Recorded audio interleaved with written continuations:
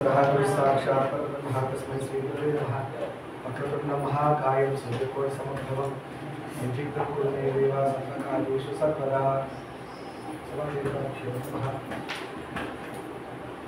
सर्वमङ्गलमाङ्गल्ये शिवे सर्वार्थसाधके शरण्ये त्र्यम्बके देवी नारायणी नमोस्तुते।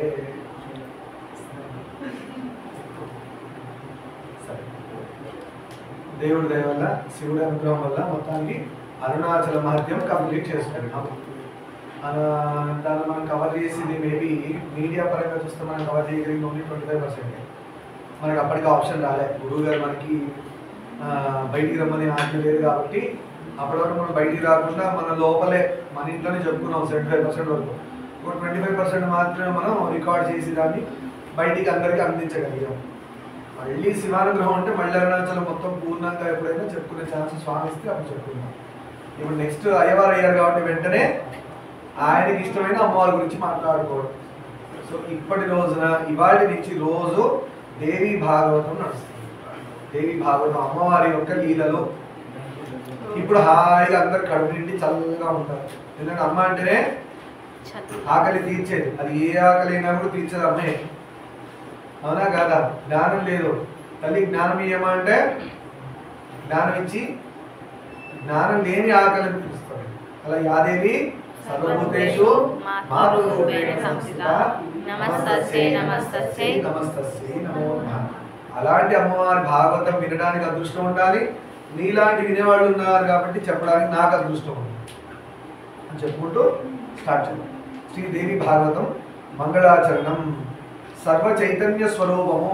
సర్వ చైతన్యం. చైతన్యం అంటే ప్రతి మనిషిలో ఉన్న ఆ వెలుగు ఆత్మ, దాన్ని చైతన్యం అంటారు. అర్థమైందా? అందరిలో ఉంటుంది. మన బాడీకి హీట్ ఎక్కడి నుంచి వస్తుందంటే ఆ చైతన్యం నుంచి వస్తుంది. ఆత్మనే మనకి హీట్ ప్రొడ్యూస్ చేస్తుంది బాడీలో. అది మీరు ఎక్కడ అబ్జర్వ్ చేయగలరు అంటే జాయింట్స్లో అబ్జర్వ్ చేయగలరు. మీ జాయింట్స్ని టచ్ చేసి చూడండి, హీట్ ఉంటుంది. ఎలా? సైన్స్ ఏమంటుంది అంటే బ్లడ్ ఫ్లో ఉంది, అక్కడ బెండ్ అయింది కాబట్టి blood flow of blood cells అక్కడ ఏమంటారు రెసిస్టెన్స్ క్రియేట్ చేస్తుంది కాబట్టి హీట్ ప్రొడ్యూస్ అవుతుందంట.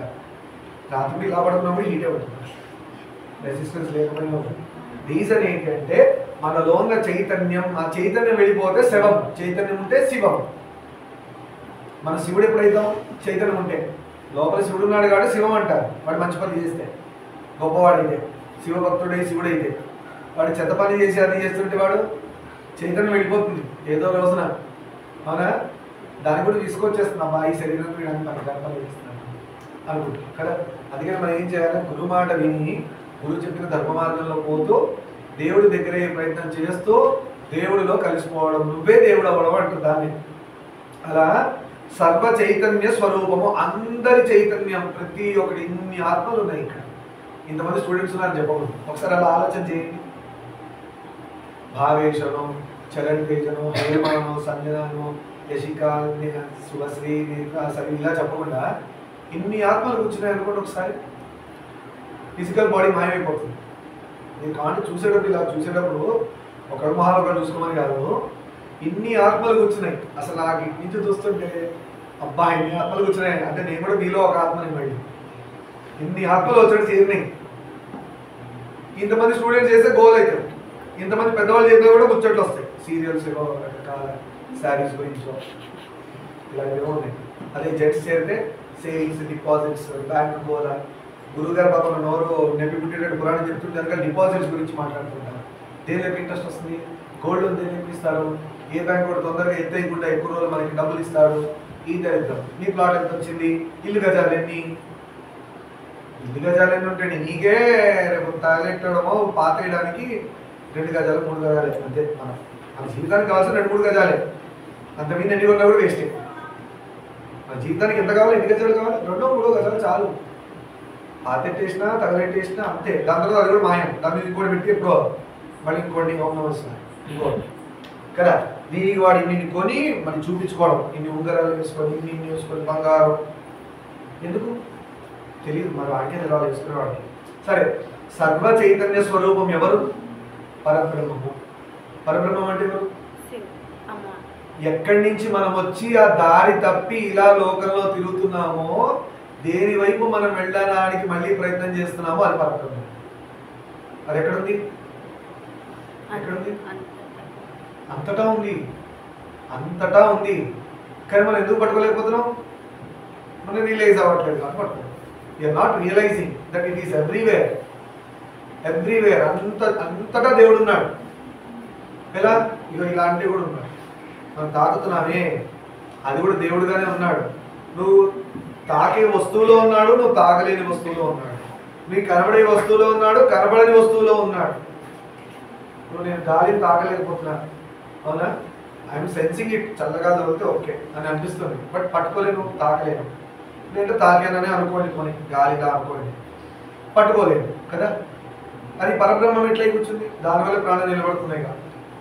దేవుడు వాయువై ఉన్నాడు కాబట్టే మనం బ్రతుకుతున్నాం. గాలి ఉంటే సరిపోతుందా? దేవుడు నీరై ఉన్నాడు కాబట్టే సమ్మర్లో తెలుస్తుంది వాటర్ దేవుడు అని. సమ్మర్లో అందరికీ బాగా తెలుస్తుంది. దాహం వేసినప్పుడు ఎవరండి కొంచెం పాలు ఇవ్వండి, కొంచెం తేనె ఇవ్వండి అని అడుగుతారా? బాధ అనిస్తే నీళ్ళు మాత్రమే. నీకు బంగారం ఇస్తాం, వద్దు నాకు నీళ్ళే కావాలి, నీళ్ళు లేకపోతే చచ్చిపోతా, బంగారం కానీ సంపాదించుకుంటా అంటాడు. చూడు, అంత బంగారం మీద వ్యామోహం ఉన్నవాడు చచ్చే టైంకి నీళ్ళు లేకపోతే బంగారం వద్దు స్వామి నాకు నీళ్ళు వేయి అంటాడు. అంటే నీళ్లు పరబ్రహ్మం అయిపోతుంది. మరి అగ్ని, ఎండాకాలంలో అగ్ని వద్దు, కానీ చలికాలంలో కావాలి, అది పరబ్రహ్మం. ఆకాశం, సూర్యుడు చంద్రుడు తిరగడానికి ఆధారమైన ఆకాశం, అది లేకపోతే మనం ఉండడానికే లేదు. సో ఆకాశం కావాలి, నిల్చోడానికి భూమి కావాలి. సో మనం ఏది లేకుండా బ్రతకలేమో అదే పరబ్రహ్మం. అంటే మనకి సపోర్ట్గా ఎప్పుడూ ఉంటున్నాడు, మనం రియలైజ్ అవ్వట్లేదు. మనం ఏమనుకుంటాం సేపు, నేను చేసుకున్నా, నా ఇల్లు, నా భూమి, నా నీళ్లు, నా చెట్లు. దరిద్రం ఎట్లా అంటే నా చెట్లు అంటున్నారు. వీడు పాతెట్టాడు కరెక్టే, గింజేమని ఇంట్లో తయారు చేసుకొచ్చి పెట్టాడా? వంటింట్లో పోనీ వాళ్ళ ఆఫీస్లో తయారు చేసుకొచ్చాడు, ల్యాబ్లో. దేవుడు ఇచ్చిన గింజను పెట్టి నా చెట్టు అంటాడు. నీ చెట్టు గాలి నువ్వు ప్యాకెట్ చేసి కట్టేసి బయటికి పోకుండా కట్టగలుగుతావా? చెట్టు వదిలే గాలిని, ఆక్సిజన్ని బెలూన్ లాగా దాన్ని తొడిగేసేసి కట్టేసి దానికి ఒక పైప్ పెట్టి వాడు ముక్కులో పెట్టుకుని ఇంట్లో అట్లా ఛాన్స్ ఉందా? అంటే మన గ్రిప్లో లేదు. But we are claiming which is not ours. ఎంత దొంగతనం ఇది! అందరం దొంగలమే, నాన్ సెన్స్ చేస్తున్నాం తెలియక. నా చెట్టు అంటాడు, వాడి చెట్టు లేదు. దేవుడి చెట్టు పెట్టి దేవుడి చెట్టు అనకుండా నా చెట్టు అంటాడు. ఏమండి నా చెట్లో పూలు వేయొద్దండి. సరేలే, అదొకటి విధంగా ధర్మం ఎందుకు అంటారంటే, నా చెట్టు అనడానికి ఒక ధర్మం ఎలా చెప్పాలంటే, వాడికి ఇంత విత్తనం పెట్టి పూలన్నీ పూసేటట్టు దాన్ని మెయింటెనెన్స్ చేస్తున్నాడు పాపం. ఆ విధంగా వాడి చెట్టు అని చెప్పచ్చు. అందరి చెట్లు అని చెప్పి పూలు కోసం వచ్చేయండి అందరి ఇళ్లలో పోయి, అది పాపం అవుతుంది. ఎవరైతే పోషణ చేస్తున్నాడో వాడి చెట్టు అన్నప్పుడు ఆ చెట్టుకు ఓనర్ వాడే. అర్థమైందా? ఎందుకంటే దొంగ పూలు తీసుకొచ్చి దేవుడికి పెట్టద్దు. మీరు ఎవరైనా చెట్టు పూలు కోస్తున్నారు అంటే వాళ్ళ పర్మిషన్ ఉండాలి ఫస్ట్ థింగ్, లేదంటే అది అధర్మం. దేవుడు ఇలా మొహం పెట్టుకుంటాడు ఆ పూలు వేస్తే, వీడు దొంగతనం చేసి తీసుకొచ్చేసాడు పూలు అనుకుంటాడు. దొంగ పూలు. పొద్దున వాకింగ్ అని చెప్పి కవర్లు పట్టుకొని వెళ్ళి చాలా మంది వాకింగ్ ఎన్ని దొంగతనాలు చేస్తున్నారు. వాకింగ్ అనే పేరు మీద ఎంతమంది దొంగలు తిరుగుతున్నారు చూసారా? పూలు కొట్టేస్తున్నారు, పూల దొంగలు. పుష్పదంతుడు ఏమైంది? పుష్పదంత చరిత్ర, గంధర్వుడు, శివుడి యొక్క భక్తుడు పుష్పదంతుడు, గంధర్వుడు. జోక్ చేయట్లేదు, నిజంగా జరిగింది. ఆయన ఏం చేసేవాడంట, ఆ రాజ్యంలో రాజు గొప్పనైన పూలన్నీ పూయించుకుంటే ఆయన చెట్లని వేసుకున్నారు. గొప్పనైన పూలతో శివుడికి రోజు అభిషేకం చేసి అర్చన చేసేవాడు. ఆయన అభిషేకం చేయడం పూలు ఉండేవి కదా. ఏంటంటే పొద్దున గంధర్వుడు వచ్చేవాడు. ఆయన ఏంటంటే కర్మడు కూడా కరెక్ట్గా గాలిలాగా వచ్చేవాడు, పూలని తీసుకునేవాడు, వెళ్ళిపోయేవాడు. చూస్తే ఉండేది కాదు. పక్కన ఈ రాజుకు తెలివైన మంత్రి ఉన్నాడు. ఆయన ఏం చేశాడంటే, ఈ మంత్రులే కదా రాజుకి సలహాలు ఇచ్చేది. రాజు వెళ్ళి ఈ రోజు పూజ చేద్దామంటే పూలు ఉండట్లేదు, ఎవరు ఇచ్చేసేది అంటే కనబడట్లేదు, పూలు మాత్రం మాడిపోతున్నాయి. వాడు పట్టుకునేది ఎలా? ఒక మనిషి గంధర్వుడిని పట్టుకోలేడు, ఎందుకంటే మనిషి కంటే గంధర్వుడు శక్తివంతుడు. అలాంటి గంధర్వుడిని పట్టుకోవాలంటే ఎలా అంటే ఒక టెక్నిక్ ప్లే చేశాడు మంత్రి. ఏంటి అంటే, నువ్వు శివుడి దగ్గర వదిలేసిన నిర్మాల్యం, శివుడి యొక్క ప్రసాదం. నిర్మాల్యం అంటే ఈ రోజు పెట్టిన గంధము, అక్షతలు, పూలు అవన్నీ next day morning 2:30 early morning దాటగానే నిర్మాల్యం అయిపోతుంది. ఆ నిర్మాల్యం వెంటనే తీసేయాలి. అర్థమైందా? వింటున్నారా? ఆ నిర్మాల్యం వెంటనే తీసేయాలి, ఉండకూడదు. ఆ నిర్మాల్యం చిన్న పూరెక్క నెత్తి మీద ఉన్నా కూడా నెక్స్ట్ డే ఆయన పెద్ద మేరు పర్వతం నెత్తి మీద పెట్టినట్టు ఉంటుందంట బరువు. అని నచ్చదన్నమాట, నిర్మాల్యం తీసేయాలి. కానీ మనకు ప్రసాదమైంది, దేవుడికి ఏం పెట్టినా మనకు ప్రసాదమే కదా. ఆయన వదిలేసిన బట్టలో హాకిరాం బాబా ఏమన్నాడు, వెంకటేశ్వర కొత్త బట్టలు ఇస్తాడు, వద్దే వద్దు నాయన నువ్వు వేసుకున్న బట్టలే కావాలన్నాడు. అదేంటే నేను చేసుకున్నావు నువ్వేం చేసుకుంటావు, కొత్తవి ఇస్తాడు కొత్త వద్దే వద్దు నాకు, నువ్వు వేసుకుంటే కదా ప్రసాదం అని హాతీరామ్ బాబాజీ అన్నాడు. అంటే దేవుడు వాడిందే ప్రసాదం, ఎన్ని కొత్త బట్టలు ఇచ్చినా వేస్ట్. అలా ఈయన ఏం చెప్పాడు మంత్రి, ఆ దేవుడి దగ్గర నిర్మాల్యము ఈయన తిరిగే చోట కింద వేసి, నిర్మాల్యం తొక్కటే పాపం. దేవుడు పెట్టిన పువ్వు కింద పడదు, కానీ పువ్వు దొక్కద్దంటారు, పొరపాటు దేవుడు పెట్టిన తల పెట్టుకుని కింద పడదేమో. మహాపాపం పువ్వు దొక్కితే. మీరు గుళ్ళకి వెళ్ళినా ఎక్కడైనా పువ్వు కనబడితే పువ్వు మధ్యలో అమ్మవారు ఉందనే ఫీలింగ్ ఎప్పుడు డెవలప్ చేసుకోండి. నిజంగా అమ్మవారు ఉంటారు, లక్ష్మి ఉండే స్థానం ఏంటంటే పువ్వు మధ్యలో ఉంటుంది. ఆ మధ్యలో పువ్వు పడి మధ్యలో ఎగ్జాక్ట్ సెంటర్ ఆ కూర్చొని ఉంటుంది హాయిగా. మీరు ఒకటే పువ్వు చూసినప్పుడల్లా అమ్మవారు ఇలా కూర్చున్నారనే ఫీలింగ్ ఉంటే పువ్వు కనబడని గంట తీసి తొక్కకుండా కళ్ళ కదుకొని ఈ గోడ మీద చెట్టు మొదట్లో వేస్తారు, అక్కడ పోయి ఎవరు తొక్కరు కదా. అలా వేయాలి. ఈ పుష్పదంతుడు వచ్చే ప్రదేశం పొద్దున వచ్చేస్తున్నాడు పూలు కోసుకోవడానికి దొంగతనంగా. ఈయన ఏం చేశాడు, అక్కడ నిర్మాల్యం వేశాడు శివుడు యొక్క. ఈయన నిర్మాల్యం తొక్కాడు, పవర్స్ పోయినాయి, గద్దరుడి నుంచి భూమిలో మనిషిలా పడిపోయాడు, రాజుకు దొరికిపోయాడు, తీసుకెళ్ళి బందీకారంలో పడేశాడు. పుష్పదంతుడు గొప్ప తపస్సు సాధన చేసి శివుడు ప్రత్యక్షమై నా భక్తుడే వాడిని వదిలేయండి అని చెప్తే కానీ రాజు వదలు. దొంగతనం చేశాడుగా, ఆ మాత్రం శిక్ష పడింది. కాకపోతే గంధర్వుడు కాబట్టి శివుడు చెప్పాడు కాబట్టి అప్పటి నుంచి పుష్పదంతుడు కూడా అలా చేయట్లేదు. అలానే అందరికీ సందేశం ఏంటి అంటే దొంగ పూలు కొయ్యొద్దు, దొంగతనం చేయదు. నిజంగా మీరు పూలు కోయాలంటే ఏమండి, రోజు మీరు పూలు కోసుకున్నా కాబట్టి మీ చెట్టు కొన్ని నీళ్లు నేను పోస్తాను అని చెప్పాలి. నేను మధ్యాహ్నం కూడా ఏం చేస్తానంటే మా పక్కన వాళ్ళు ఆ చెట్టుకు నీళ్లు పోస్తాను, ఇటు నాకు అందే చెట్లకి నీళ్లు పోస్తాను, నాకు అందే చెట్లకి నేను నీళ్లు పోస్తాను. ఆ పూలు కోసినా కొయ్యకపోయినా, ఎందుకంటే ఏదో విధంగా ఆ చెట్టు నాకు ఉపయోగపడుతుంది, ఆక్సిజన్ గాను ఏదో విధంగా ఉపయోగపడుతుంది. ఎన్నో ఉపయోగపడుతున్నాయి చెట్టు. ఏ చెట్టు నుంచి వచ్చిందో తెలియదు, ఆక్సిజన్ పీల్చామా. మరి ఎప్పుడైనా మనం కనీసం మన ఇంటి దగ్గర ఉన్న చెట్టును పట్టించుకోవాలి. అది కూడా ఒక సోషల్ మోరల్ రెస్పాన్సిబిలిటీ. కుక్కలకు బెల్ట్ వేసుకొని ఎలా తిప్పుతారో అలా చెట్లను కూడా ఇంటి దగ్గర ఉన్న వాటిని పట్టించుకోవాలి. ఆ బాధ్యత పిల్లలు పెద్దవాళ్ళు అందరూ తీసుకోవాలి. పెద్దవాళ్ళు నేను చెప్పలేను, గొప్పవాళ్ళు కాబట్టి చిన్నపిల్లలు చెప్పుకోవచ్చు, ఈజీ. అది నాకు ఈజీ చెప్పడం, వింటారు కాబట్టి అని చెప్పుకుంటూ అలా సకల చైతన్యం అందరిలో ఉన్న తల్లి, అందరిలో ఉన్న దేవుడు, అందరిలో ఉంది, ఇప్పుడు మనలో ఉంది అమ్మవారు. మనం గుర్తుపట్టట్లే, గుర్తుపట్టగా బయట విగ్రహ రూపేణే ఉందని అనుకుంటున్నాం. ఇలా ఉంది, అలా కూడా ఉంది. ఇన్ని రోజులు ఎలా చూస్తున్నారు, సాధనలో అలా కూడా చూడండి కదా, ట్రై చేసి. ఎలా చూడాలి, ఇలా చెప్పలేము, ఇలా చెప్పడం కష్టం. అది సపరేట్గా అడిగినప్పుడు ఎలా చూడాలి, ఎలా సాధన చేసుకోవాలి, ఎలా ధ్యానం చేయాలి, సపరేట్ అడిగితే అది ఇంకోలా చెప్పాలి. ఆ విధంగా చెప్పి మీరు నేర్చుకోవచ్చు. దానికి ఏంటి ఆసనం, ఎలా శౌచం ఉండాలి, ఏ ఆసనంలో కూర్చోవాలి, ఎక్కడ పాయింట్ ఆఫ్ అబ్జర్వేషన్ ధ్యానం చేయాలి, ధ్యానం చేసేటప్పుడు అమ్మవారిని ఏమని పిలవాలి, ఎలా పిలిచే ముందు దాని ముందు ఏమి సిస్టము. ఇంట్లోకి రావంటే దాళం వేసినప్పుడు డైరెక్ట్ వస్తే ఏమవుతుంది, గుడ్డు తలుపు కొట్టుకుంటుంది. ఫస్ట్ ఏం చేస్తాం, గేట్ తీస్తాం, తర్వాత వచ్చి తాళం తీస్తాం, గోల్డెన్ తీస్తాం, తలుపు తీస్తాం, లైట్ వేసాక ఇంట్లో తిరుగుతాం, అవునా కదా. ఇవేం చేయకుండా డైరెక్ట్ వస్తే ఏమవుతుంది, గుండు రెండు ముక్కలు అవుతుంది, అవునా కదా. అట్లా అందుకనే ఏది చేయాలన్నా గురువుని పట్టుకొని సాధన చేస్తే అది తొందరగా రిజల్ట్స్ వస్తాయి. సరే, అలా సర్వ చైతన్య స్వరూపము సర్వమునకు ఆదిభూతయునైన విద్యకు, అన్ని విద్యలకైనా మొదటి విద్య ఏ విద్య, బ్రహ్మ విద్య. బ్రహ్మరాశి విద్య కాదు, బ్రహ్మ విద్య అంటే దేవుడు కనుక్కునే విద్య. దేవుడు ఎక్కడ ఉన్నాడు, దేవుడు ఏం చెప్పాడో, ఏం చేయమన్నాడో అవన్నీ బ్రహ్మ విద్య అంటారు. మనం ఏం చేస్తారు, మీకు ఎందుకు ఇవన్నీ చెప్పాల్సి వస్తున్నాడు, చిన్నపిల్లల మైండ్ చాలా ఫ్రెష్గా ఉంటుంది, మాదంతా చాలా పొల్యూటెడ్గా ఉంటుంది. మా మైండ్స్ 100కి 90% పొల్యూషన్ ఉంటుంది, మీకు 100కి 90% ఫ్రెష్గా ఉంటుంది. ఒక 10% మొబైల్స్ దయ వల్ల పొల్యూషన్ ఉంటుంది. దాన్ని మీరు కూడా ట్రై చేస్తున్నారు బాబు, 90% చేసుకున్నాం పొల్యూషన్ కదా, పాడైపోదాం అవి చూసి ఇవి చూసి కదా, అలా చేసుకోకండి. అలా ఆది విద్య ఏ విద్య, వేదాలు. ఆది విద్య వేదాలు మనకు అర్థం కావు కాబట్టి పురాణాలు వచ్చాయి, ఇతిహాసాలు వచ్చాయి, చిన్న చిన్న కథలు వచ్చాయి పిల్లలకు అర్థం కావడం కోసం. నిరంతరం ఆ దేవిని ధ్యానించేందుకు ఆమె నన్ను ప్రేరేపించుదు కాక. నిరంతరం మన తరఫున ఈ రాసిన రైటర్ ఆర్ గ్రంథకర్త ఏమంటున్నారు, మనందరి తరఫున అమ్మవారిని వేడుకుంటున్నాడు, మనందరి తరఫున మనం కూడా వేడుకోవాలి. అమ్మవారిని ఎప్పుడు మనసులో ధ్యానం చేస్తూ నిరంతరం ధ్యానం చేసేటట్టుగా మాకు బ్లెస్సింగ్స్ ఇవ్వమ్మా అని అడగాలి. ఎవరిని, అమ్మవారి దుర్గమ్మను, గౌరమ్మను. అర్థమైందా అని చెప్పుకుంటూ ఫస్ట్ది సౌనక ప్రశ్న. సౌనకము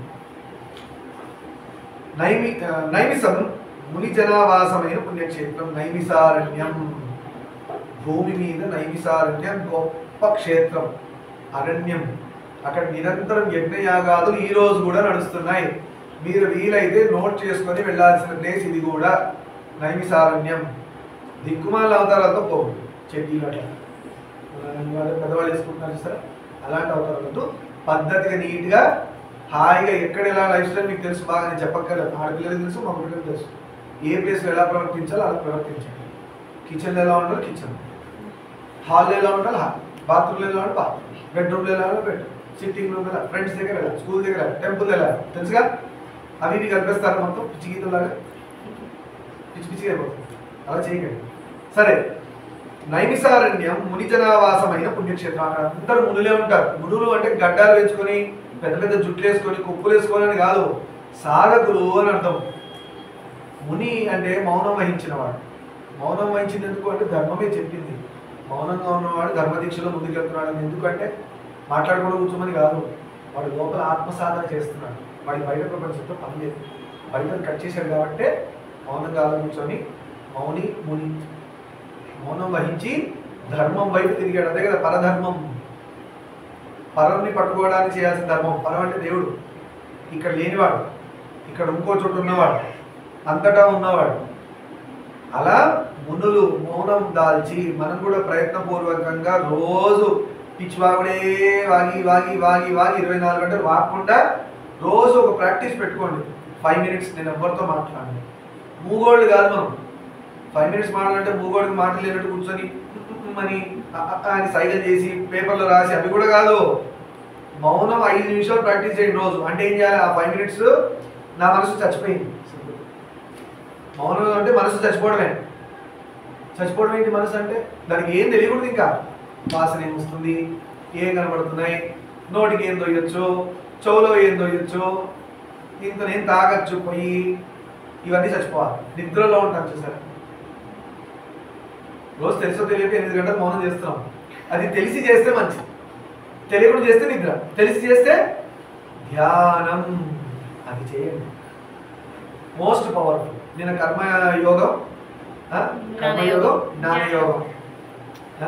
అలానే కర్మకాండ అంటే భయపడతారని చెప్పేసి కర్మ సిద్ధాంతం, జ్ఞాన సిద్ధాంతం అని చెప్పుకోవచ్చు. కర్మ సిద్ధాంతం, జ్ఞాన సిద్ధాంతం. జ్ఞాన సిద్ధాంతంలో ధ్యానమే స్టార్టింగ్ ధ్యానంతో స్టార్ట్ అవుతుంది జ్ఞాన సిద్ధాంతం. కర్మ సిద్ధాంతం చేసి చేసి నాలెడ్జ్ నుంచి విజ్డమ్లోకి మారాలి, జ్ఞానంగా మారుతుంది. జ్ఞానంగా మారడమే మోక్షానికి దారి.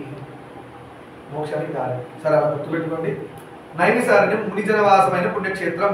కలికాల భయనిష్ఠులైన మునులకు ఒకనాడు బ్రహ్మదేవుడు, కలికాలం వచ్చేస్తుంది, కలిపురుషుడు ప్రవేశిస్తున్నాడు. కలిపురుషుడు ప్రవేశిస్తే ఎలా ఉంటాడు తెలుసా? కలిపురుషుడు ఒంటి మీద బట్టలే ఉన్నాడు. వాడిని చూస్తేనే అబ్బా అనిపిస్తుంది. బ్రహ్మదేవుడు ఇలా తిప్పేస్తున్నాడు. కలిపురుషుడు వస్తే సృష్టించిన బ్రహ్మదేవుడు ఇలా తిప్పేస్తున్నాడు అంటే ఎలా ఉన్నాడు చూడండి. ఒక చేతిలో అయ్యగారు, మీరు చూస్తున్న బాబులు ఉన్నారు చాలా మంది, ఒక చేతిలో బాటిల్, ఒక భుజం ఆడదాని మీద వేస్తాడు. వేసేసి ఇంకొంచెం వికృతమైన చేష్టలు చేస్తాడని నేను సభాముఖంగా ఇక్కడ చెప్పడం కష్టము. వాడి నోటి ఏది పడితే తిన్నామని అంత వికృతమైన ఒంటి నిండా బంగారం అవి ఇవి వేసుకొని, అంటే ఇప్పుడున్న మనుషుల్లో కనబడే లక్షణాలన్నీ ఆ కలిపురుషుల్లో ఉన్నాయి. నచ్చని లక్షణాలు. చేయకూడదు, ఇలా చేయకూడదు, ధర్మం ఇలా చేయకూడదు అని చెప్పింది, ఇలాంటి బట్టలు వేసుకోవద్దు అన్నది, ఇలా ఆడవాళ్ళతో ఉండద్దు అన్నది, ఇలా నువ్వు చేయకూడదు అన్నది, అన్ని కలిపురుషుల్లో ఉన్నాయి. అలా ఉన్నాడు కలిపురుషుడు. అర్థమైందా? అలాంటి కలిపురుషుడిని చూసిన బ్రహ్మదేవుడు తిరిగిపోయి వెళ్ళి అన్నట్టు ఆయన పరిస్థితి. అంటే చూస్తేనే పాపం అంటే అంటున్నాడు. కానీ ఆయనే కలియుగానికి పురుషుడు, యుగ పురుషుడు అంటారు. కృతయుగానికి ఒకడున్నాడు, ద్వాపరానికి త్రేత, ద్వాపర, కలియుగం. అలా కలియుగ పురుషుడే ఆయన రూపమే. ఎందుకు అలాంటి రూపం అంటే ఆ రూపాన్ని చూసి చెప్పచ్చు ఆ యుగం ఎట్లా ఏడుస్తుందో. ఆ యుగ పురుషుడు చూస్తే ఆ లక్షణాలు ఇట్లా చెప్పలేము. పెద్ద పిల్లలు ఎప్పుడైనా తర్వాత ఇది చెప్పగలము, ఇలా చెప్పలేము. ఆయన అవతారం అన్నీ చెప్పలేము. కొంచెం కటింగ్ చేయాలి, సెన్సార్ కటింగ్, అంత దారుణంగా ఉందంటూ. అలా అవి కనబడుతుంటాయి కలియుగంలో. ఇప్పుడు ఇంకా హెల్దీగా ఉన్నాం, ముందు ఇంకా నాన్ సెన్స్ ఉంటుంది. అందుకే తొందరగా దేవుడిని పట్టుకొని కాళ్ళు పట్టుకొని బాగా పూజలు చేసి అలా కలిసిపోతే బ్రతికి బయటపడతాం. లేదంటే నాన్ సెన్స్ పుట్టారనుకోండి, అమ్మ కొడుకుని చేసుకుంటుందంట, కూతురు తండ్రిని చేసుకుంటుందంట, అన్నా చెల్లెలు పెళ్ళిళ్ళంట, పెద్ద చిన్న లేదు, ఎవడెవడి చేసుకుంటాడో తెలీదు, ఎవరు ఎడిపోతున్నారో తెలీదు, ఎవరికి ఎంతమంది భార్యలు ఉన్నారో తెలియదు, ఒక్క భార్యకి ఎంతమంది భర్తలు ఉన్నారో తెలియదు. ఇది వినడానికి ఎంత దరిద్రంగా చూసారా? ఇవి వింటేనే ఇలా ఫీల్ అయితే అవి జరుగుతున్న టైంలో పొరపాటు మరి దరిద్రం కాలిపుడితే ఏంటి? ఆ దరిద్రం చూడాలి కళ్ళేసుకోండి. చూసారా ఎంత ప్రాబ్లం ఉందో? మనం వినడానికే అనిపిస్తుంది. కంటి ముందు జరుగుతుంటే ఏంటి పరిస్థితి? అందుకే స్వామి మళ్ళీ పుట్టుకొద్దు, వామో 2024 ఆర్ 25కి వచ్చేసాం, చాలా బాగుంది. 2025 నుంచి నా ఆయుష్ 50 60 పెట్టో 100 పెట్టి తొందరగా బుక్ అకౌంట్ క్లోజ్ చేసి ఆ పాపమో పుణ్యమో తొందరగా అకౌంట్ సెటిల్ చేసి 3000లో మాత్రం పెట్టు. 2000 ఎట్లా 3000 ఎట్టుంటుందో, 4000 ఎట్టుంటుందో. కృష్ణుడు పోయి 5,000 సంవత్సరాలు కృష్ణుడు దేహం వదిలేసి పరమాత్మ వెళ్ళిపోయి వైకుంఠానికి వెళ్ళిపోయి 5,000 సంవత్సరాలు, దాంట్లో 2,000 ఏమో ఇప్పుడు గడిచినాయి, 3,000 ముందే గడిచినాయి. కృష్ణుడు వెళ్ళిపోయిన 5,000 సంవత్సరాలకి ఇంత దరిద్రంగా ఇచ్చాం మనం. ఏది భగవంతుడు వెళ్ళిపోయిన 5 సంవత్సరాలకి ఇప్పుడు తయారయ్యాం. ఒక ధర్మం లేదు, పాడు లేదు, వాడు పుట్టిన ధర్మాన్ని వదిలేస్తాడు, బొట్టు పెట్టుకోరు. ఎలా ఉన్నారు కలిపురుషులు? కలిపురుషులు అన్నారు. మరి కలిపురుషుడు చేసేది ఏంటి తెలుసా? ఫస్ట్ ధర్మం మీదనే కొడతాడు. ధర్మంగా బ్రతికేవాడిని కింద పడేస్తాడు. దానిలో ఆయన బాగా ఆనందం. ఆయన టార్గెటే అది కదా. దేవుడు అయిపోయేవాడిని ధర్మంగా ఉన్నాడు కాళ్ళు కొట్టి కింద పడేస్తాడు. బొట్టు పెట్టుకోవాలని గురుగారు చెప్తే పెట్టుకోను ఇట్లా బొట్టుకుంటాను. అది కూడా కలి లక్షణమే. నాన్న నీట్గా మంచి చిన్న కట్ చేసుకోరా, ఇలా పెంచుతారు. ఆ పర్పస్ లేని పనులు చేస్తుంటారు, అది కలి లక్షణం. పర్పస్ ఉండదు, దానికి ఏం పర్పస్ ఉండదు, మీనింగ్లెస్ అంటాం తెలుసా. మరి ఇలా ఎందుకురా తెలియదు, వాళ్ళ దగ్గర ఏం తెలియదు, ఏదో చేశా, సినిమాలు చేశారు కాబట్టి నేను చేశా. సినిమాలే సగం కలి ప్రభావం. కలి బాగా ఎక్కడికి దొరుకుతున్నాడు అందరిలో అంటే సినిమాల్లోంచి డైరెక్ట్ కళ్ళలోంచి బుద్ధిలోకి వెళ్ళిపోతున్నాడు. Direct entry points. అందుకని పెద్దవాళ్ళు చెప్పారు అన్ని సినిమాలు చూడొద్దు. ఒకప్పుడు మా టైంలో తెలుసా అసలు ఎంత బాగుండేదో, సెన్సార్ బోర్డు అన్ని కూడా ఎంత బ్యూటిఫుల్గా ఉండేవంటే మా పెద్దవాళ్ళు పొరపాటు సీన్స్ వస్తే మరి కళ్ళు మూసేసేవాడు. పక్కన పెద్దవాళ్ళు కూర్చొని చూడొచ్చు కళ్ళు అని. కళ్ళు వేయడం మీరు అనుకున్నట్టుగా నాన్సెన్స్ సీన్లు కాదు, పొడుచుకునే సీన్లు వచ్చినా కూడా. ఒక విలన్ వచ్చి హీరోనో హీరోయిన్నో వాళ్ళ నాన్నలోనో పొడి చేస్తున్నారు అనుకోండి, ఇలా కళ్ళు కళ్ళు మూసేవాడు. నాకు బాగా గుర్తు, థియేటర్లో కళ్ళు మూసేవాడు మనం చూడకుండా. All open. ఇవాళ అంతా డస్ట్ మీకు. అప్పుడు మనం ముక్కు మూసేవాడు, ముక్కు నాన్న స్మెల్ వస్తున్నాను ముక్కు మూసేవాడు. ఇవాళ ముక్కు మూస్తే తిరుగుతున్నాడు పిల్లలు, ముక్కు మీద నాకు తెలుసుకోండి. మీకు చిన్న ఏజ్లోనే తెలిస్తే ఇంక పెద్దగా ఏం తెలుసుకుంటారు? తెలుసు అని అనొద్దు మీరు. తెలుసు అని చూడడం కాదు, తెలుసు అని వినడం కాదు. తెలుసు అని ఇప్పుడు చిన్న చిన్న పిల్లలు తాగట్లే, తాగుతున్నారు, వేసుకుంటున్నారు. చిన్న ఏజ్లోనే చాలా పడిపోతున్నారు పనికిరాని వాటిలో. అదే గుడికి వెళ్ళి ఒక గుడిని నేను దత్తత తీసుకుంటాను అని ఒక టీనేజర్ ఎందుకు తీసుకోకూడదు? ఇదో గోల. మళ్ళీ టీనేజరు మళ్ళీ మేజర్ అవ్వండి, ఇవన్నీ అమ్మో కుదరదు, ఇలాంటివన్నీ చెప్పకూడదు, మేజర్ అవ్వండి ఇదంతా. మరి వాడు చేసే పనులని యూట్యూబ్లో రోజు చూసేవని మేజర్నే మరి, అవునా? మరి అది ఎందుకు రిస్ట్రిక్ట్ చేయక? ఇది ఎక్కడ వస్తుందంటే పేరెంటింగ్లో వస్తుంది. పేరెంట్స్ ఏం చేస్తున్నారంటే మంచివాడు నన్ను అలా బయలుదేరి రామకోటి రాయండి రా అంటే, ఎందుకంటే పిల్లలకి రామకోటి అమ్మ అంటుదోమ, ఎందుకంటే పిల్లలు అంటుదోమాలే, ఎందుదోమాలి అంటూ ఎందుదోమాలి పర్మిషన్ లేదా అంటారు. వంట నేర్పియమ్మా అంటే ఎందుకు నేర్పియాలి వంట? ఎందుకు వంట నేర్పి అన్ని ఎందుకనే కాడికి నువ్వు ఎందుకున్నావు? అన్ని ఎందుకనే కాడికి ఎందుకున్నావు మోసం? ఫస్ట్ పేరెంట్సే పిల్లలకి నేర్పించకపోతే అంటే సొసైటీ ఎట్లా పోతుంది చూసారా? మా టైంలో మా అమ్మకి చిన్నప్పుడు ఇంట్లో బాగాలేనప్పుడు నేను చెప్పుకోవడం అని కాదు, అంట్లో అంటే అంటుకోకపోయాను బట్టలు. అంటే ఈ రోజుకి నా బట్టలు ఎవరు ఉతుకారు, నాకు నేనే. ఈవెన్ వాషింగ్ మిషన్ లేను, జయక్క కూడా ఇవ్వను, including my socks. She never touch my clothes. నేను సాటిస్ఫై కాదు, ఆ ఉతికితే నాకు పడదని కాదు. ఆ డిసిప్లిన్ నేను మెయింటైన్ చేసుకుంటున్నాను. నాది ఎందుకు బరువు ఇవ్వాలి అంటే ఇవన్నీ కొంచెం పక్కకెళ్ళి చెప్తున్నాను. ఎందుకంటే ఇది కూడా డిసిప్లిన్ అన్న. ఎలా పడతాలో పెరిగేస్తున్నాం, చెట్లు కూడా ఎలా పడతాలో పెరుగుతున్నాయి, దానివల్ల పనికి వచ్చే పనులు జరుగుతున్నాయి. మనం ఎలా పడతాలో పెరుగుతున్నాం, అన్ని నాన్సెన్సే జరుగుతున్నాయి మన వల్ల. నేచర్ని పాడు చేసేది మనిషే, ఫ్యూచర్ డేంజర్ ఉన్నది మనిషికి అని గుర్తుపెట్టుకోండి. ఇలా చెప్తుంది ఎందుకంటే మీరు తప్పుగా అనుకోవద్దు. అది ఎందుకు అంటారు? ఎందుకంటే ఏంటమ్మా, రేపు పొద్దున ఫారెన్లో సెటిల్ అవ్వాలి, పని మనుషులు దొరకరు అక్కడ. ఈ అన్నం వండుకోవాలంటే యూట్యూబ్లో చూస్తాను, యూట్యూబ్లో చూస్తే అన్నం రెడీ అయిపోతుందా పొయ్యి మీద? యూట్యూబ్ లో చూసేసి గిన్నె పెట్టు అది పెట్టి గ్యాస్ వెలిగించమని చెప్పడాడు, గిన్నె పెట్టుకొని కూర్చుంటాడు. ఎప్పుడు వేడుకలు ఉడకనే వాడు యూట్యూబ్ లో చెప్పలేదు కదా, గ్యాస్ వెలిగించమని చెప్పలే, గిన్నె పెట్టి పెట్టాడు, పుయ్యం పోయి నీళ్ళు పోయి అయిపోయింది, కూర్చుంటాడు. అక్కడేమో కూడా ఉడుకుతుంది, వీడు చూస్తుంటాడు. దిక్కుమాల అదే నాలెడ్జ్ అంటారు, దాన్ని నాలెడ్జ్ అంటారు. అంటే book as it is ditch copy paste this knowledge. Knowledge ఉన్నాడు పైకి రాడు, విజ్డమ్ కావాలి. అంటే అది ఫీల్ అవ్వాలి మనం, ఎలా వండుతుందమ్మా. నిజంగా చెప్తున్నాను, తల్లిదండ్రులు కనుక పిల్లలకు పని నేర్చకపోతే తల్లిదండ్రులదే ఫాల్ట్. పిల్లలు మీరందరూ బంగారం కొండలే, మీ ఫాల్ట్ లేదు, తల్లిదండ్రులే పాడు చేస్తున్నారని చెప్పాలి. నాలాంటి గురువు చెప్పకపోతే గురువు కూడా పాడు చేశాడు, నాన్న కూడా నాకు రాళ్ళు వేస్తాడు దేవుడు. నువ్వు గురువు ఏంటి, నువ్వు చెప్పలేదు. ప్రతిదీ రావాలి. తల్లిదండ్రులు చెప్పకపోతే మీరు షాప్కి వెళ్ళడానికి ఎలా ఫైట్ చేసి డబ్బులు తీసుకుంటారు, మీ బర్త్డేకి డ్రెస్సుల కోసం ఎలా ఫైట్ చేస్తారు, ఫోన్ కావాలని ఎలా ఫైట్ చేస్తారు, అలా ఇంకేమేమో కావాలని ఎలా ఫైట్ చేస్తారు. అమ్మా నాకు కుకింగ్ నేర్పి, బట్టలు ఉతుకుతున్న రోజు ఎలా, నువ్వంటే బాగా నేర్చుకున్నావు, ఏదో రోజు నువ్వు వెళ్ళిపోతావు, రేపు పొద్దున నాకు ఏం రాకుండా ఫ్యూచర్లో నేను ఎలా. అమ్మాయిలు అత్తగారులు తిడతారు, అబ్బాయిలు మీరు నేర్చుకోకపోతే మీ ఇలానే రాంది వచ్చింది అనుకో బస్ స్టాండ్. ఎందుకంటే మీరు నేర్చుకోలేదు, ఆవిడ చేయదు, మీరు చేసుకోలేదు, మీకు రాదు. కనీసం మీ తిండాన్ని మీరు వండుకోవడానికి ఆవిడకి పెట్టడానికి మనకు వస్తారు, అందుకని నేర్చుకుంటారు. నాన్న పొద్దున్నుంచి ఎన్ని పనులు ఉన్నాయో, నీళ్లు జల్లి ముగ్గేయడం నుంచి రాత్రి పడుకునే ముందు బ్రషింగ్ చేసుకునే వరకు అన్ని పనులు వచ్చి ఉండాలి ప్రతి ఒక్కడికి. అమ్మాయిలు చేయాల్సిన పనులు అబ్బాయిలు చేసిన నాన్సెన్స్ అదేం లేదు. అమ్మాయిలు పాపం ఎన్ని రోజులు చేస్తారు, అబ్బాయిలు కూడా అన్ని నేర్చుకోవాలి. ఖ్యాతి పెరిగినట్టు పెరిగిపోతే పనులు మాత్రం అమ్మాయికి ఇస్తే ఎక్కడ. ఇవాళ అమ్మాయిలు కూడా గొప్పవాళ్ళు పాపం చేయట్లేదు, పనులు ఇలాంటి జాబులు చెప్తున్నారు, కిచెన్ పని నాన్ సెన్స్ అన్నారు. అసలు మెయిన్ కిచెన్ పనే సెన్స్. నువ్వు తిండి తింటే కదా బయటికి వెళ్ళేది. కిచెన్ పని అంటే నాన్ సెన్స్ పని అంటున్నారు, కొత్తగా బయలుదేరింది ఒక రకం. అంటే కిచెన్ లో చేయడం అంటే maid will do kitchen work. ఆవిడ వచ్చాడు సరే మనం భాగవతంలో కొత్తాం. ఆ భాగవతం ఎప్పుడు ఉండేది, చాలా పెద్ద భాగవతం, అలా మాట్లాడితే 2 గంటల భాగవతం అదే ఉంటుంది. ఎందుకు చెప్పుకోవాలంటే సందర్భం వచ్చింది కాబట్టి అమ్మవారు ఎన్ని రెస్పాన్సిబిలిటీస్ చూడండి. అమ్మవారి గురించి మాట్లాడుకుంటే ఇది మాట్లాడాల్సి వస్తుంది. ఎందుకంటే అమ్మవారు వాళ్ళ ఇల్లు కిచెన్ చూసుకుంటుంది, వాళ్ళ పిల్లలు బట్టలు వారు ఉతకడాలు అవన్నీ ఆడుకుంటాయి, వాళ్ళు ఆయన గురించి పట్టించుకోవాలా, మళ్ళీ లోకంలో ఎంతమంది పిల్లలు పట్టించుకోవాలా, మళ్ళీ ఆమె సాధన చేసి వాళ్ళ ఆయనతో కమ్యూనికేట్ చేసుకోవాలా, మళ్ళీ ఆమె దైవత్వంలో అలా ఉంచుకోవాలి.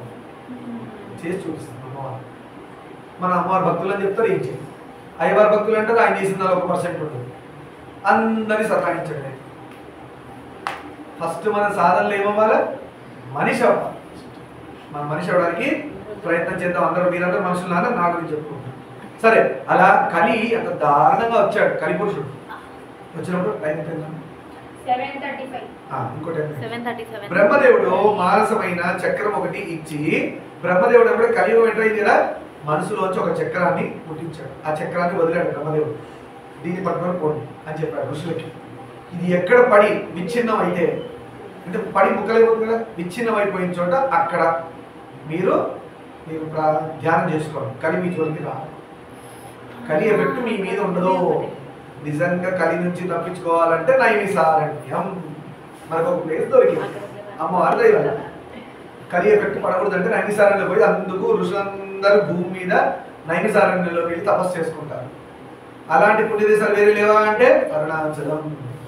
అలాంటి ఇంకోటి లేదా, చాలా ఉన్నాయి. చిదంబరం ఉంది, కాశీ ఉంది, రామేశ్వరం ఉంది. కానీ మనం ఏం చేస్తాం, కలి నుంచి తప్పించుకొని అక్కడ పోయి అక్కడ దేవుడు దండం పెట్టి ప్రసాదం తిని మళ్ళీ కలిలోకి వచ్చేస్తాం. అంటే మనం చేసి బస్సు ప్రయాణం కట్టుకొని ట్రైన్ కట్టుకొని కలి నుంచి దూరం పోతాం, మళ్ళీ ఛార్జీలు పెట్టుకుని మళ్ళీ కలిలోకి వచ్చేస్తాం. మళ్ళీ హాయిగా కొట్టుకొని తిన్నాం, అని సతాయించి తిన్నాం, అంతా తిన్ననే, అందుకే రోగాలు వస్తాయి. బ్రహ్మదేవుడు మానసమైన చక్రం ఒకటి ఇచ్చి దీన్ని బట్టి పెట్టి వెళ్ళండి అని చెప్పారు బ్రహ్మదేవుడు. ఇది ఎక్కడ విచ్ఛిన్నమైపోతుందో అక్కడ కలి భయం ఉండదు. ఎక్కడ పడి పగిలిపోయిందో విచ్ఛిన్నమైందో అక్కడ కలి ప్రవేశం ఉండదు. మీరు అక్కడ కలి గురించి భయపడక్కర్లే. అక్కడ కళ్ళు మూసుకున్న ధ్యానం చేస్తే పరమేశ్వరుని ఈజీగా అందుకుంటారని చెప్పారు. అది మహాక్షేత్రం అవుతుంది. అదే గొప్ప క్షేత్రం. ఆ బ్రహ్మ యొక్క మానసం మనసులోంచి పుట్టిన చక్రం వెళ్ళి భూమి మీద చోట పడింది. అదే ఏం క్షేత్రం అయింది, నైమిసారణ్య క్షేత్రంగా మారింది. గొప్ప క్షేత్రం. నిజంగా నైమిసారణ్యం వెళ్తే మధ్యలో బ్రహ్మచక్రం ఒకటి ఉంటుంది, అక్కడ పడింది ప్లేస్. దానిలో దిగితే మనకి తెలియకుండా దిగిపోతుంటాం నీళ్ళలో. పెద్ద గుండెల్లో ఉంటుంది. ఆ బ్రహ్మ వేసిన చక్రం అక్కడ పడిందంటారు. ఆ గుండెల్లో దిగారనుకో నీళ్ళు ఉంటాయి ఇక్కడ వరకు. దిగారంటే మీకు తెలియకుండా తిప్పేస్తుంటుంది. అది హిప్నటైజేషన్ లాగా. ఆగదామంటే ఆగలేదు, తిరుగుతూనే ఉంటారు. దాన్ని ఎవరు దిగినా కూడా తిరుగుతూనే ఉంటారు. ఎప్పుడు తిరుగుతూనే ఉంటుంది, ఎన్నో ఏళ్ళ నుంచో ఎన్ని సంవత్సరాల నుంచో తిరుగుతుంది. వెళ్ళండి, వెళ్ళి చూడండి, దిగండి, తిరిగి రండి, ఎక్స్పీరియన్స్ అది అని అంతర్హితుడు అయ్యాడు, అంతర్ధానం అయ్యాడు. ఎవరు? బ్రహ్మదేవుడు. ఋషులు అడిగారు కదా, స్వామి కలి వస్తుంది, మా పరిస్థితి ఏంటి, మమ్మల్ని కాపాడండి స్వామి, ముందుకు వచ్చండి అన్న. అంతటా మునులు ఆ నేమి వెంట రాగా రాగా అది ఒక చోట విచ్ఛిన్నమైపోయింది, పడిపోయింది. అప్పటి నుండి ఆ ప్రదేశానికి నైమిసం అని పేరు వచ్చింది. ఏ పేరు వచ్చింది? నైమిసం. నైమిసం అని పేరు వచ్చింది దానికి. ఏమైంది నైమిసంలో? బ్రహ్మ వదిలిన మానస చక్రం పడి విచ్ఛిన్నమైంది. అది నైమిసం, నైమిసారణ్యం.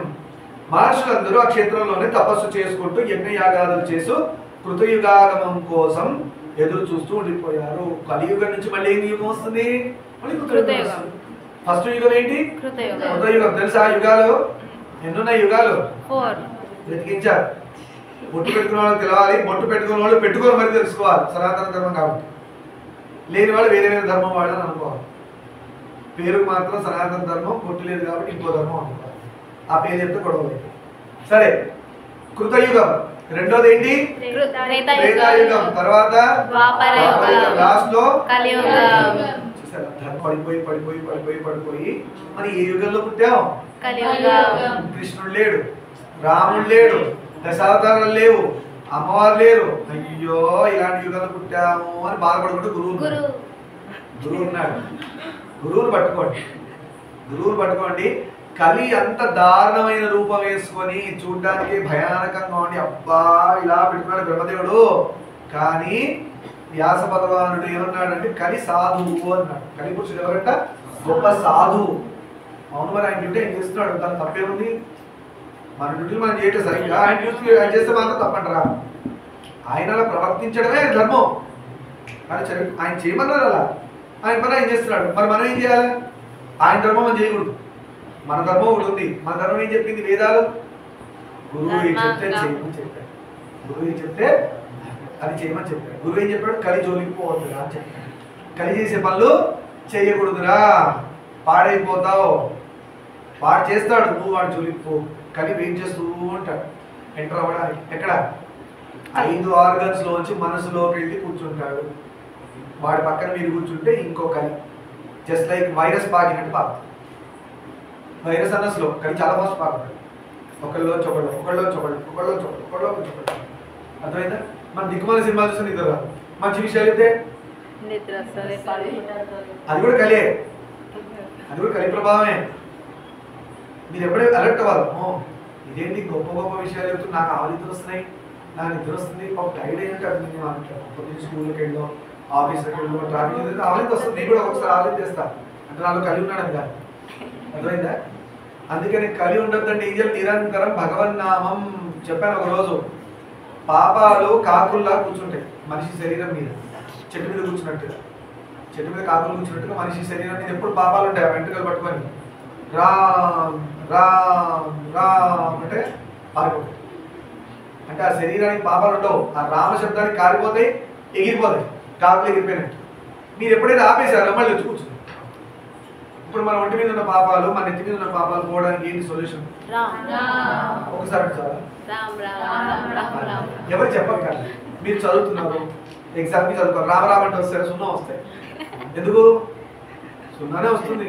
అక్కడ రైట్ అబౌట్ రామ్ అనలే. అక్కడ what is the name of the husband of Sita అని అడగలేదు క్వశ్చన్.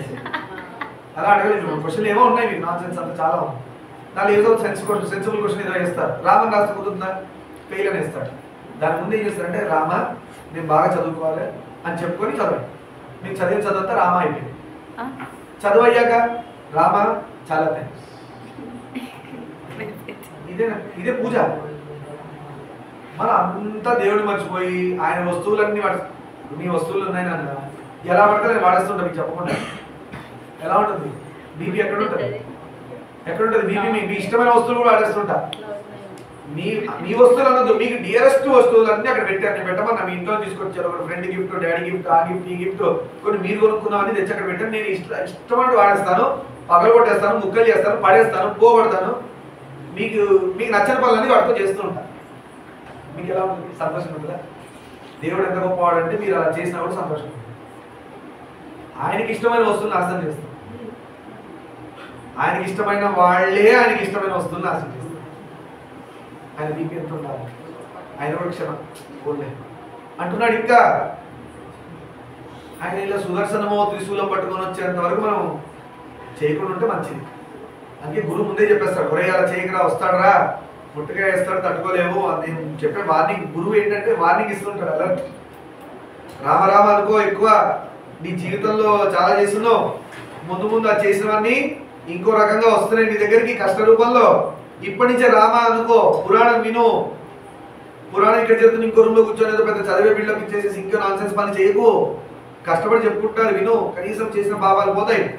ఏదో ఉద్యోగం రాకూడదని రాసింది అనుకో కర్మలో, ఈ పురాణం విన్నందుకు అది పోయి వీడికి ఉద్యోగం రావాలని టిక్ పడిపోతుంది. రెడ్ కాస్త గ్రీన్ అయిపోతుంది, పిక్. అదైనా అందుకు దేవుని పట్టుకోవాలి. సరే అని చెప్పుకుంటూ ఇక్కడ చేసుకుంటూ యజ్ఞాగాలు చేస్తూ కృతయుగామం కోసం కలియుగం వాళ్ళు అక్కడికి వెళ్ళి వెయిట్ చేసి ఎక్కడ నైమిసారణ్య నుంచి కృతయుగం కోసం వెయిట్ చేస్తున్నారు. దీన్ని బట్టి మీకు ఏమర్థం అవ్వాలా? సాధన చేసి ధ్యానం చేసే వాళ్ళ ఆయుష్ చాలా పెద్దది. కూడా మళ్ళీ దోమల్లా చచ్చిపోరు. మనం చచ్చిపోయినాం, దోమల్లా చచ్చిపోతున్నాం మనం అందరం. చూసారే వాళ్ళు రోజుకు వచ్చావు ఏదో రూపాయ బండి కిందో బస్సు కిందో, అది దీన్ని చచ్చాడు, ఇది పీల్చి చచ్చాడు, అది తాగి చచ్చాడు, అన్ని చావలేదు. పేపర్ తీస్తే మొత్తం అది ఎలా ఉంటుందంటే యముడి మ్యాగజైన్లా ఉంటుంది. ఎవరైనా పట్టుకెళ్ళిపోయాడు కానీ యముడు ప్రింట్ చేసిన మ్యాగజైన్, న్యూస్ పేపర్ అలా తయారైంది. సరే, ఇలా ఉండగా ఒకనాడు యాదృచ్ఛికంగా ధర్మరథ సూతుడైన సూత మహర్షి అక్కడికి వచ్చాడు. సూత మహర్షి వచ్చాడంటే మనందరూ ఆనందపడాలి. ఎందుకొస్తే ఆయన వస్తే ఏం చేస్తాడు? గొప్పనైన పురాణాలు మనకి చెప్తాడు, గొప్పనైన జ్ఞానం ఇస్తాడు. ఆ సూతుడు గురుగారి ద్వారా చెప్పిస్తాడు.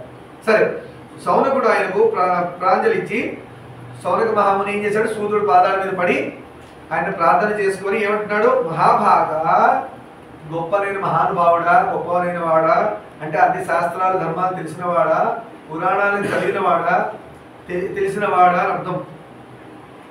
శుభంకరమైన పురాణ సంహితలన్నింటినీ కులంకషంగా అధ్యయనం చేసిన సుకృతాత్ముడవు నీవు. సుకృతమైన ఆత్మ. మిమ్మల్ని ఎందుకు అనాలి? నాకేం నాలెడ్జ్ లేదు, విజ్డమ్ లేదనుకోండి. ఎలాంటి ఆత్మ ఇది? సుకృతమైన ఆత్మ అనుకుంటుంది. నేనేం లేదు, పుట్టింది చచ్చింది, ఇంకో శరీరంలో పోతుంది. నెక్స్ట్ టైం పంది వస్తే పందిలో పోతుంది, దోమ వస్తే దోమలో పోతుంది. ఇదే ఆత్మ. ఏదైతే ఎరువులో పోవచ్చు, ఇంకా దారుణమైన జన్మలకు పోవచ్చు. అలా పోకూడదనే కదా నేను చెప్పుకుంటున్నాను. అలా పోకూడదని నేను అనుకుంటున్నాను. మా గురుగారు నన్ను కాపాడాలి. నేను తదాస్తంగా అదొకటి ఏం చెప్పాను. సరే, అలా పోకుండా మా గురుగారు నన్ను కాపాడి నాకు మోక్షం ఇవ్వాలని అనుకుంటున్నాను. అలా ప్రతి ఒక్కళ్ళు అలా అనుకుంటున్నాను, శుభం పలుకుతూ అనుకుంటుంటే తదాస్తంటే అది జరుగుతుంది. జై శ్రీరామ్. అయితే ఇక్కడ సూత మహాని సుకృతాత్మ ఎందుకు అయ్యాడంటే గొప్పనైన పురాణాలు చదివాడు, అధ్యయనం చేశాడు, నాలెడ్జ్ని విజ్డమ్గా మార్చుకున్నాడు. అందుకని ఆయన పాదాల మీద పడి సౌనకుడు అడుగుతున్నాడు, పురాణాల గురించి చెప్పండి అని. సత్యవతి సూత్రుడైన వ్యాస మహర్షి, నీకు అష్టాదశ పురాణాలు 18 పురాణాలు ఉన్నాయి. మన పురాణాల్లో ఉన్న ఒక దేవీ భాగవతం, పురాణాలు వేదాల్లోంచి పురాణాల్లో ఉన్న దేవీ భాగవతం అనే ఘట్టం, అదొక పుస్తకం అమ్మవారి గురించి. అది వినడానికి ఆవలి గురించి నిద్రపోతుంటా. పురాణాలు 18 ఉన్నాయి. ప్రతి సనాతన ధర్మం పుట్టిన వాళ్ళు హిందూ అనుకునే వాళ్ళే. హిందూ అని భ్రమపడుతున్న వాళ్ళందరూ సనాతన ధర్మం వాళ్ళు. సరేనా? హిందూ అనుకోకూడదు, సనాతన ధర్మం అనుకోవాలి మనం. ఆ సనాతన ధర్మం తెలిసిన వాళ్ళు 18 పురాణాలు తెలిసి ఉండాలి. ఒకరోజు ఆ లిస్టు కూడా చెప్తాను. నవవిధ భక్తులు మేబీ రేపు చెప్పుకుంటాం. నవవిధ భక్తులు ఏంటి, దాంట్లో ఎవరెవరు ఆ నవవిధ భక్తులు ఫాలో అయ్యి గొప్పవాళ్ళు అయ్యారనేది రేపు చెప్పుకుందాం. పురాణాలు ఇంకో రోజు పెట్టుకుందాం. ఏ పురాణాలు ఎవరు హైలైట్ అయ్యారు పురాణంలో అలా. సరే, నీకు అష్టాదశ పురాణాలు వాటిల్లో ఉండే రహస్యాలు బోధించారు. పురాణాలు ఎందుకు వినాలి? దానిలో రహస్యం ఉంటుంది. ఏ రహస్యం? సాధన చేసి భగవంతుడిని జీవాత్మ పరమాత్మలో ఎలా విడిపోవాలి, ఎలా కలిసిపోవాలి, ఆ సీక్రెట్స్ ఉంటాయి. అందుకే పురాణాలు ఇలా తీసి పుస్తకాలు నవల చదివిన చదవరు, గురువు నుంచి వింటారు.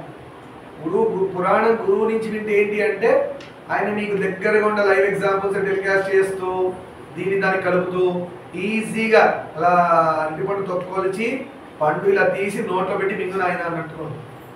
లేదంటే ఏం చేయాలి, మీరే విత్తనం పెట్టి చెట్టు వచ్చే వరకు వెయిట్ చేయాలి, వచ్చాక పండు వచ్చే వరకు కాయ కాస్తే పండ్లు అయ్యి మళ్ళీ కోసలు కూడా వచ్చి పట్టుకెళ్ళిపోతారు తెలియదు. నోటకెళ్ళి లోపల కూడా పట్టుకెళ్ళిపోవచ్చు. మీ గురువు మీద నమ్మకం పెట్టి వినాలి అని చెప్పుకుంటూ దేవి భాగవతం ఈ రోజున ప్రారంభం చేసి ఇవాళ పురాణానికి శుభం. సర్వం శ్రీమామేశ్వర పాదారాధన లోకాన్ సమస్తాన్ సుఖినో భవంతు.